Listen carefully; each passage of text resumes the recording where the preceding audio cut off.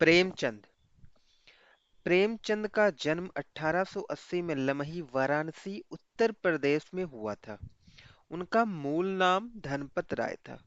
उन्होंने शिक्षा विभाग में नौकरी की, परंतु असहयोग आंदोलन में सक्रिय भाग लेने के लिए सरकारी नौकरी से त्यागपत्र दे दिया और लेखन कार्य के प्रति पूरी तरह समर्पित हो गए।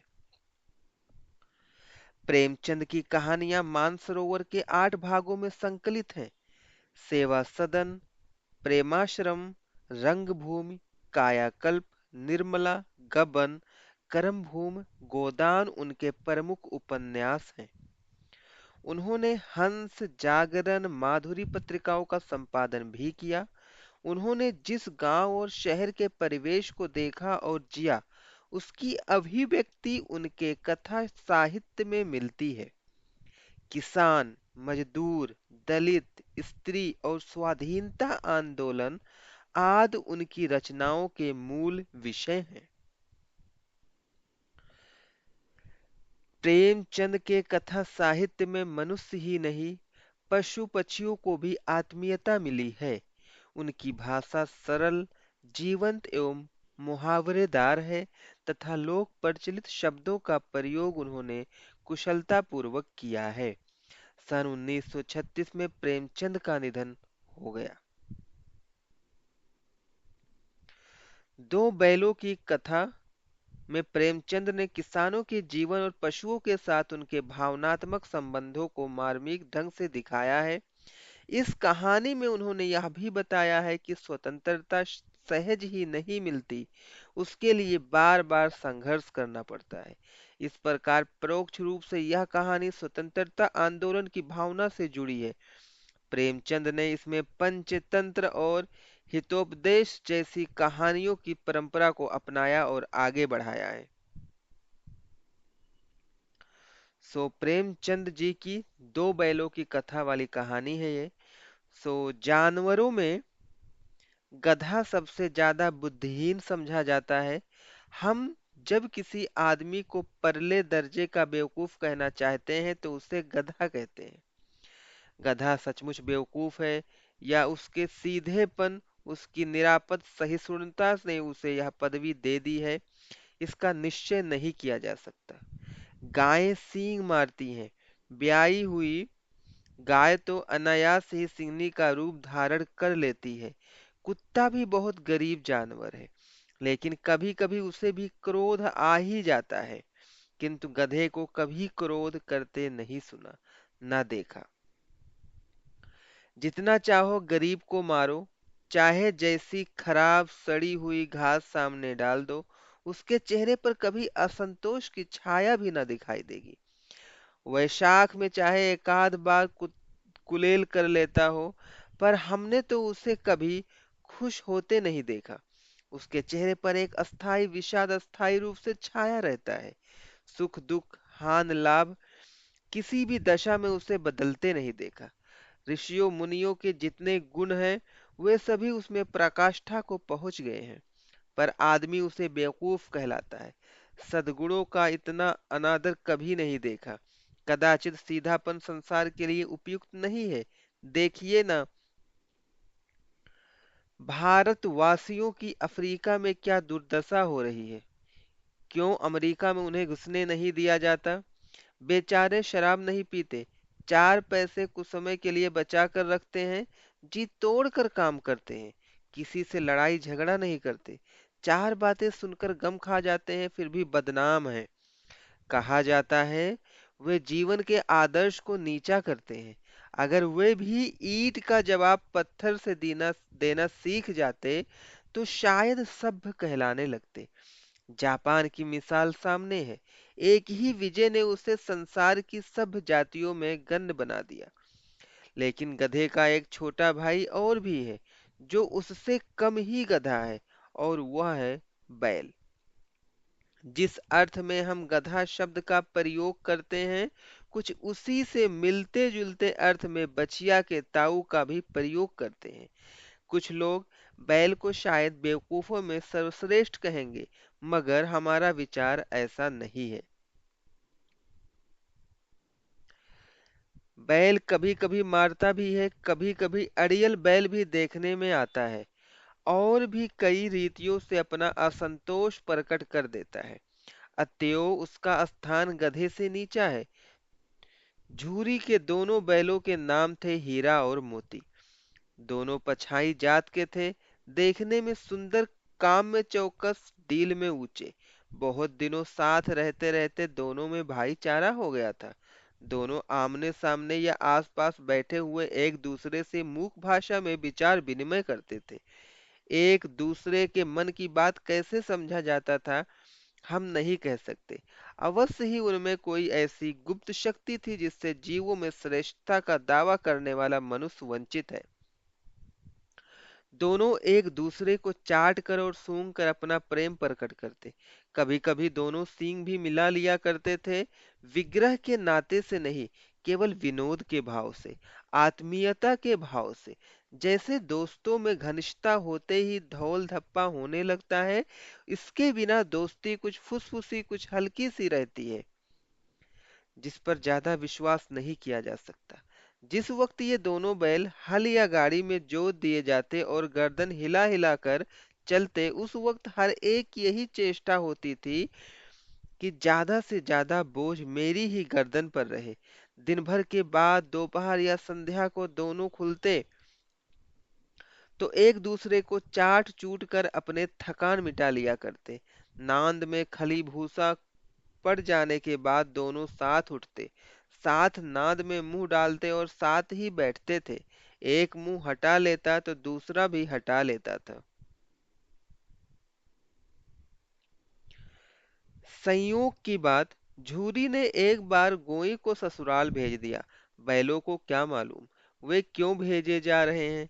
समझे, मालिक ने हमें बेच दिया। अपना यूं बेचा जाना उन्हें अच्छा लगा या बुरा, कौन जाने। पर झूरी के साले गाया गया को घर तक गोई ले जाने में दांतों पसीना आ गया। पीछे से हाँकता तो दोनों दाएं बाएं भागते। पगहिया पकड़कर आगे से खींचता तो दोनों पीछे को जोर लगाते। मारता तो दोनों सींग नीचे करके हुंकारते। अगर ईश्वर ने उन्हें वाणी दी होती तो झूरी से पूछते, तुम हम गरीबों को क्यों निकाल रहे हो। हमने तो तुम्हारी सेवा करने में कोई कसर नहीं उठा रखी। अगर इतनी मेहनत से काम ना चलता था और काम ले लेते। हमें तो तुम्हारी चाकरी में मर जाना कबूल था। हमने कभी दाने चारे की शिकायत नहीं की। तुमने जो कुछ खिलाया वह सिर झुकाकर खा लिया। फिर तुमने हमें इस जालिम के हाथों क्यों बेच दिया। संध्या समय दोनों बैल अपने नए स्थान पर पहुंचे। दिन भर के भूखे थे, लेकिन जब नांद में लगाए गए तो एक ने भी उसमें मुंह ना डाला। दिल भारी हो रहा था। जिसे उन्होंने अपना घर समझ रखा था, वह आज उनसे छूट गया था। यह नया घर, नया गांव, नए आदमी, सब उन्हें बेगानों से लगते थे। दोनों ने अपनी मूक भाषा में सलाह की, एक दूसरे को कनखियों से देखा और लेट गए। जब गांव में सोता पड़ गया तो दोनों ने जोर मारकर पगहे तुड़ा डाले और घर की तरफ चले। पगहे बहुत मजबूत थे, अनुमान ना हो सकता था कि कोई बैल उन्हें तोड़ सकेगा। पर इन दोनों में इस समय दूनी शक्ति आ गई थी। एक एक झटके में रस्सियां टूट गईं। झूरी प्रातःकाल सोकर उठा तो देखा कि दोनों बैल चरनी पर खड़े हैं। दोनों की गर्दनों में आधा आधा ग्राव लटक रहा है। घुटने तक पांव कीचड़ से भरे हैं और दोनों की आंखों में विद्रोह में स्नेह झलक रहा है। झूरी बैलों को देखकर स्नेह से गदगद हो गया। दौड़कर उन्हें गले लगा लिया। प्रेमालिंगन और चुंबन का वह दृश्य बड़ा ही मनोहर था। घर और गांव के लड़के जमा हो गए और तालियां बजा बजा कर उनका स्वागत करने लगे। गांव के इतिहास में यह घटना अभूतपूर्व न होने पर भी महत्वपूर्ण थी। बाल सभा ने निश्चय किया, दोनों पशु वीरों को अभिनंदन पत्र देना चाहिए। कोई अपने घर से रोटियां लाया, कोई गुड़, कोई चोकर, कोई भूसी। एक बालक ने कहा, ऐसे बैल किसी के पास ना होंगे। दूसरे ने समर्थन किया, इतनी दूर से दोनों अकेले चले आए। तीसरा बोला, बैल नहीं है वे, उस जन्म के आदमी हैं। इसका प्रतिवाद करने का किसी को साहस ना हुआ। झूरी की स्त्री ने बैलों को द्वार पर देखा तो जल उठी, बोली, कैसे नमक हराम बैल हैं कि वे एक दिन वहां काम ना किया, भाग खड़े हुए। झूरी अपने बैलों पर यह आक्षेप ना सुन सका। नमक हराम क्यों है? चारा दाना कुछ ना दिया होगा तो क्या करते? स्त्री ने रोब के साथ कहा, बस तुम ही तो बैलों को खिलाना जानते हो, और तो सभी पानी पिला पिला कर रखते हैं। झूरी ने चिढ़ाया, चारा मिलता तो क्यों भागते? स्त्री चिढ़ी, भागे इसलिए कि वे लोग तुम जैसे बुद्धुओं की तरह बैलों को सहलाते नहीं, खिलाते हैं तो रगड़ कर जोतते भी हैं। ये दोनों ठहरे कामचोर, भाग निकले। अब देखूं कहाँ से खली और चोकर मिलता है। सूखे भूसे के सिवा कुछ न दूंगी, खाएं चाहे मरे। वही हुआ।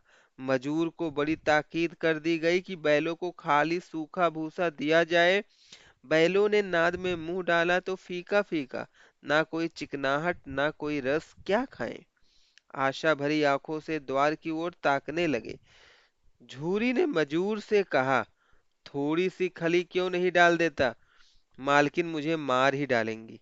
चुरा कर डाला ना दादा, पीछे से तुम भी उन्हीं की सी कहोगे। दूसरे दिन झूरी का साला फिर आया और बैलों को ले चला। अब की उसने दोनों को गाड़ी में जोता। दो चार बार मोती ने गाड़ी को सड़क की खाई में गिराना चाहा, पर हीरा ने संभाल लिया। वह ज्यादा सहनशील था।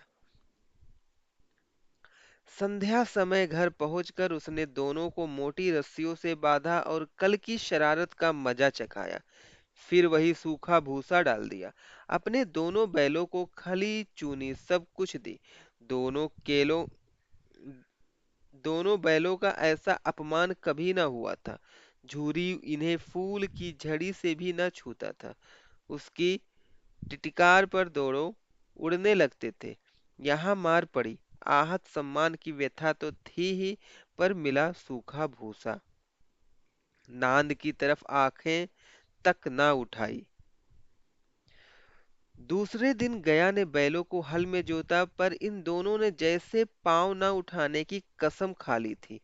वह मारते मारते थक गया, पर दोनों ने पांव न उठाया। एक बार जब उस निर्दयी ने हीरा की नाक पर खूब डंडे जमाए, तो मोती का गुस्सा काबू के बाहर हो गया। हल लेकर भागा। हल, रस्सी, जुआ, जोत सब टूट टाट कर बराबर हो गया। गले में बड़ी बड़ी रस्सियां न होती तो दोनों पकड़ाई में न आते। हीरा ने मूक भाषा में कहा, भागना व्यर्थ है। मोती ने उत्तर दिया, तुम्हारी तो इसने जान ही ले ली थी। अब की बड़ी मार पड़ेगी। पड़ने दो, बैल का जन्म लिया है तो मार से कहाँ तक बचेंगे। गया दो आदमियों के साथ दौड़ा आ रहा है।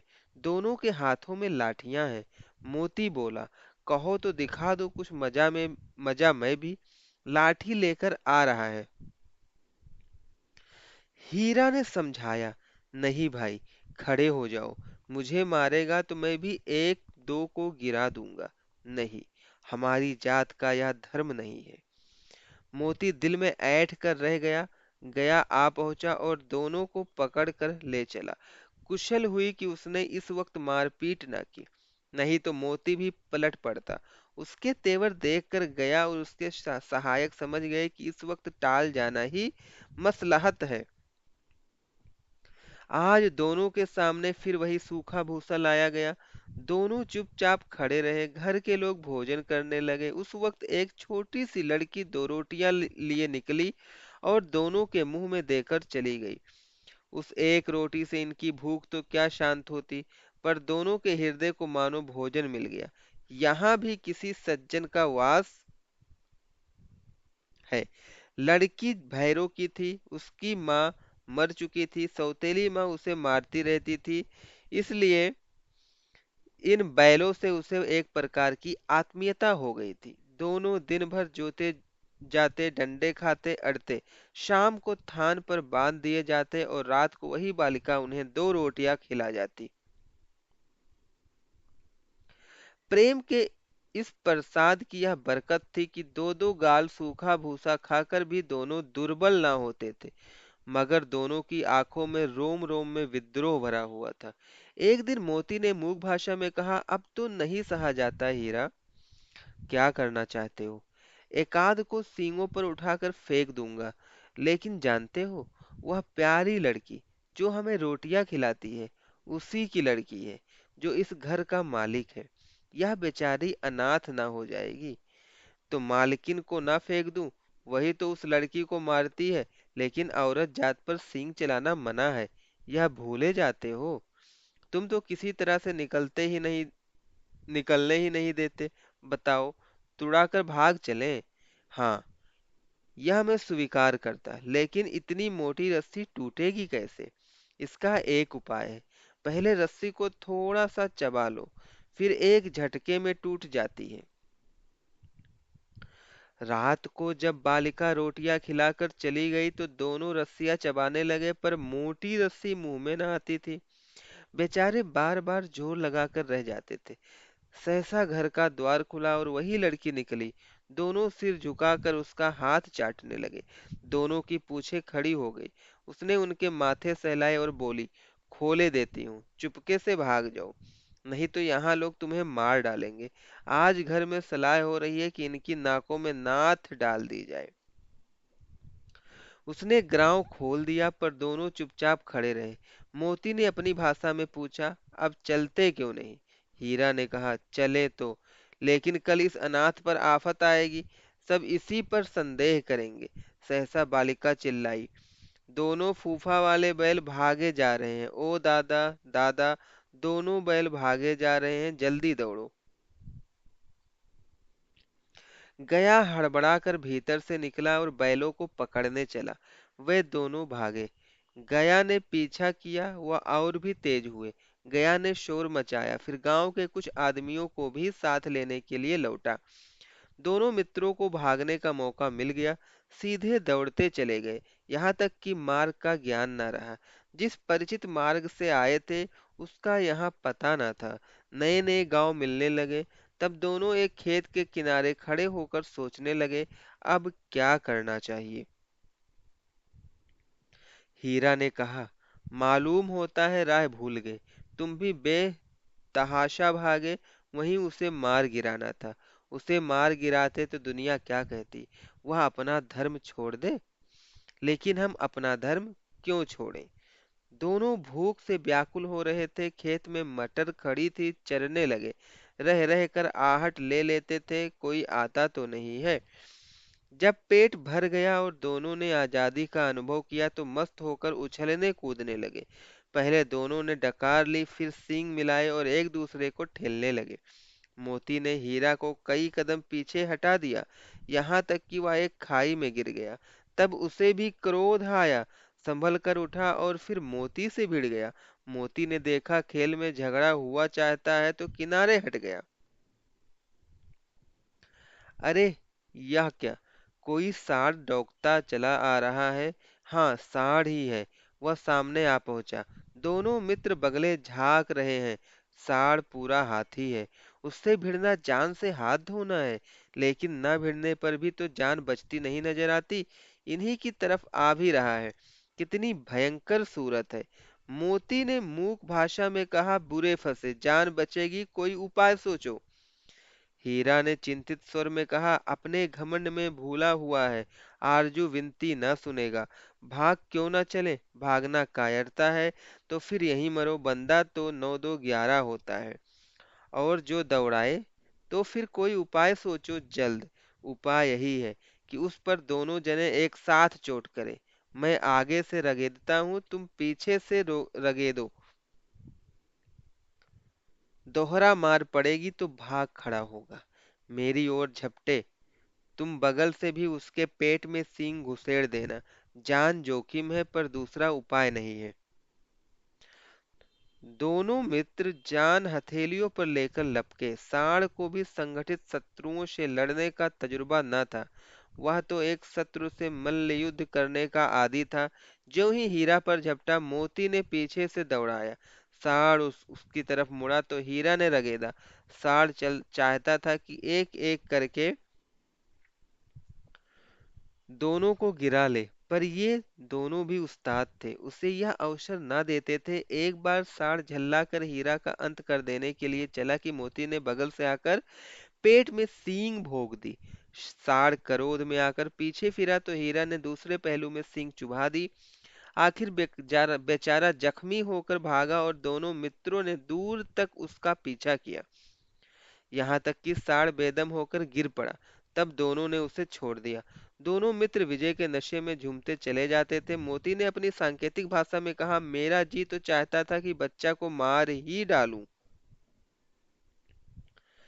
हीरा ने तिरस्कार किया, गिरे हुए बैरी पर सींग ना चलाना चाहिए। यह सब ढोंग है, बैरी को ऐसा मारना चाहिए कि फिर ना उठे। अब घर कैसे पहुंचेंगे वह सोचो, पहले कुछ खा लें तो सोचें। सामने मटर का खेत था ही। मोती उसमें घुस गया। हीरा मना करता रहा पर उसने एक ना सुनी। अभी दो ही चार ग्रास खाए थे कि दो आदमी लाठियां लिए दौड़ पड़े और दोनों मित्रों को घेर लिया। हीरा तो मेड़ पे था, निकल गया। मोती सींचे हुए खेत में था, उसके खुर कीचड़ में धंसने लगे, ना भाग सका, पकड़ लिया गया। हीरा ने देखा संगी संकट में है तो लौट पड़ा, फंसेंगे तो दोनों फंसेंगे। रखवालों ने उसे भी पकड़ लिया। प्रातःकाल दोनों मित्र कांजी हाउस में बंद कर दिए गए। दोनों मित्रों को जीवन में पहली बार ऐसी साबिका पड़ा कि सारा दिन बीत गया और खाने को एक तिनका भी ना मिला। समझ ही में ना आता था यह कैसा स्वामी है। इससे तो गया फिर भी अच्छा था। यहाँ कई भैंसें थी, कई बकरियां, कई घोड़े, कई गधे, पर किसी के सामने चारा ना था। सब जमीन पर मुर्दों की तरह पड़े थे। कई तो इतने कमजोर हो गए थे कि खड़े भी ना हो सकते थे। सारा दिन दोनों मित्र फटक फाटक की ओर टकटकी लगाए ताकते रहे, पर कोई चारा लेकर आता ना दिखाई दिया। तब दोनों ने दीवार की नमकीन मिट्टी चाटनी शुरू की, पर इससे क्या तृप्ति होती। रात को भी जब कुछ भोजन न मिला तो हीरा के दिल में विद्रोह की ज्वाला दहक उठी। मोती से बोला, अब तो नहीं रहा जाता मोती। मोती ने सिर लटकाए हुए जवाब दिया, मुझे तो मालूम होता है प्राण निकल रहे हैं। इतनी जल्द हिम्मत ना हारो भाई, यहाँ से भागने का कोई उपाय निकालना चाहिए। आओ दीवार तोड़ डालें। मुझसे तो अब कुछ नहीं होगा। बस इसी बूते पर अकड़ते थे। सारी अकड़ निकल गई। बाड़े की दीवार कच्ची थी, हीरा मजबूत तो था ही। अपनी नुकीली सींग दीवार में गड़ा दिए और जोर मारा तो मिट्टी का एक चिप्पड़ निकल आया। फिर तो उसका साहस बढ़ा। उसने दौड़ दौड़ कर दीवार पर चोटें की और हर चोट में थोड़ी थोड़ी मिट्टी गिराने लगा। उसी समय काजी हाउस का चौकीदार लालटेन लेकर जानवरों की हाजिरी लेने निकला। हीरा का यह उजड्डपन देखकर उसने उसे कई डंडे रसीद किए और मोटी सी रस्सी से बांध दिया। मोती ने पड़े पड़े कहा, आखिर मार खाई क्या मिला। अपने बूते भर जोर तो मार दिया। ऐसा जोर मारना किस काम का कि और बंधन में पड़ गए। जोर तो मारता ही जाऊंगा, चाहे कितने ही बंधन पड़ते जाएं, जान से हाथ धोना पड़ेगा। कुछ परवाह नहीं। यूं भी तो यहाँ भी तो मरना ही है। सोचो दीवार खुद जाती तो कितनी जानें बच जाती। इतने भाई यहाँ बंद हैं, किसी की देह में जान नहीं है। दो चार दिन और यही हाल रहा तो सब मर जाएंगे। हाँ, यह बात तो है। अच्छा तो ला, फिर मैं भी जोर लगाता हूँ। मोती ने भी दीवार में उसी जगह सींग मारा। थोड़ी सी मिट्टी गिरी और फिर हिम्मत बढ़ी। फिर तो वह दीवार में सींग लगाकर इस तरह जोर करने लगा मानो किसी प्रतिद्वंदी से लड़ रहा है। आखिर कोई 2 घंटे की जोर आजमाई के बाद दीवार ऊपर से लगभग एक हाथ गिर गई।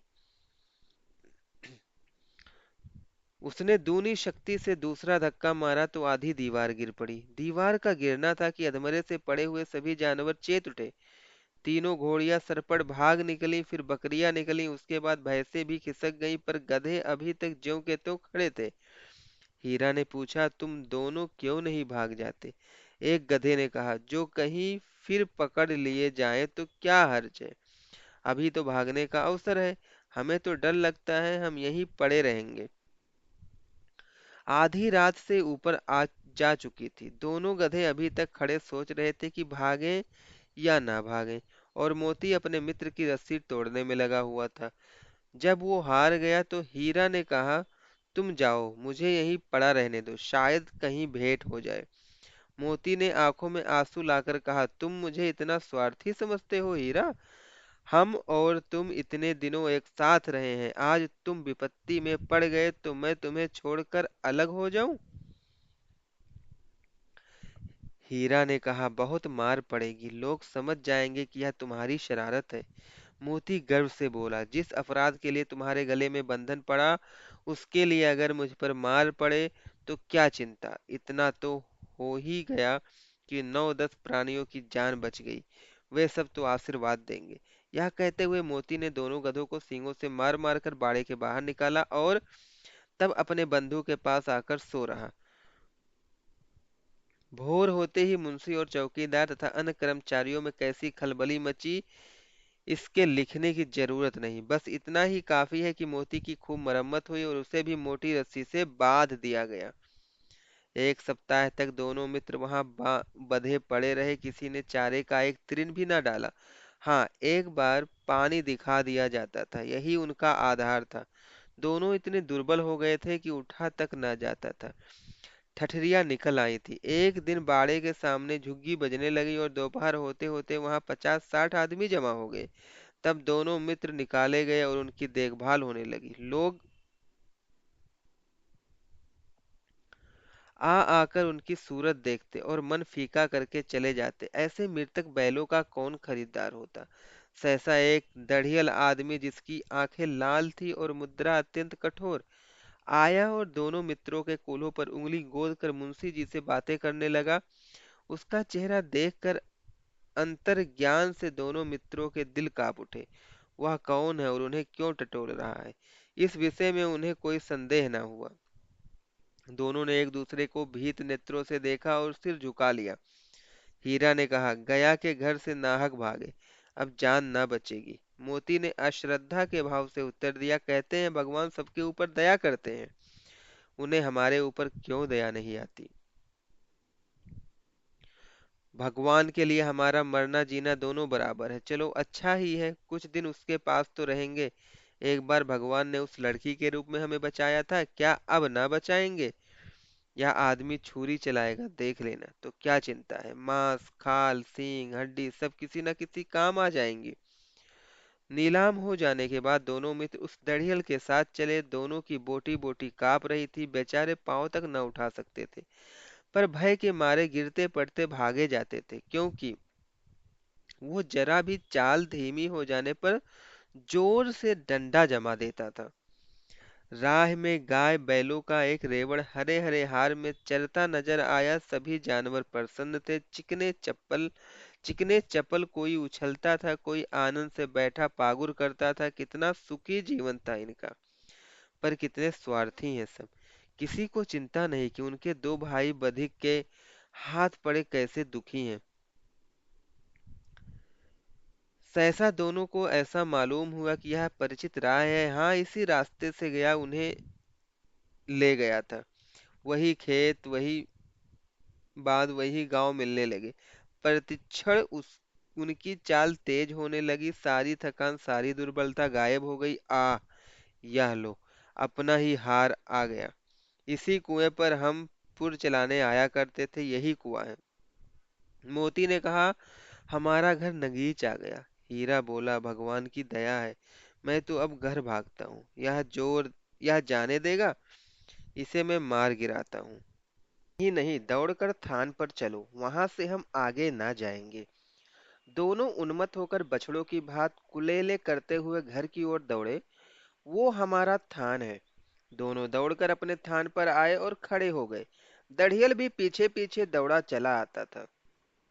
झूरी द्वार पर बैठा धूप खा रहा था, बैलों को देखते ही दौड़ा और उन्हें बारी बारी से गले लगाने लगा। मित्रों की आंखों आंखों से आनंद के आंसू बहने लगे। एक छुरी का हाथ चाट रहा था।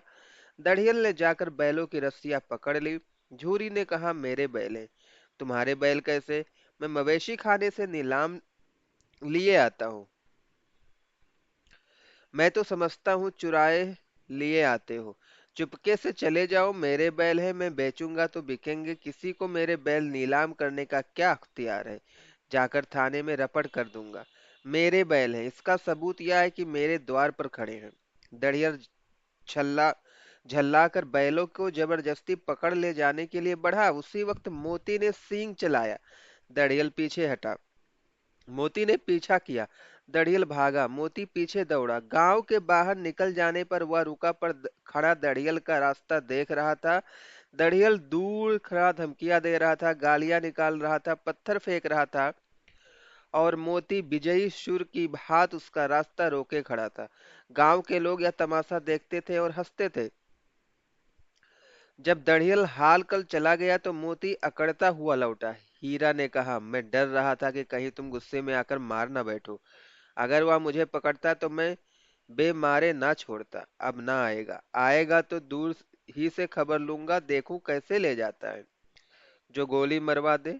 मर जाऊंगा पर उसके काम तो ना आऊंगा। हमारी जान को कोई जान ही नहीं समझता, इसलिए कि हम इतने सीधे हैं। जरा देर में नंदों में खली भूसा चोकर और दाना भर दिया गया और दोनों मित्र खाने लगे। झूरी खड़ा दोनों को सहला रहा था और बीसों लड़के तमाशा देख रहे थे। सारे गांव में उत्साह सा माहौल था। मा, सा मालूम होता था उत्साह सा मालूम होता था। उसी समय मालकिन ने आकर दोनों के माथे चूम लिए।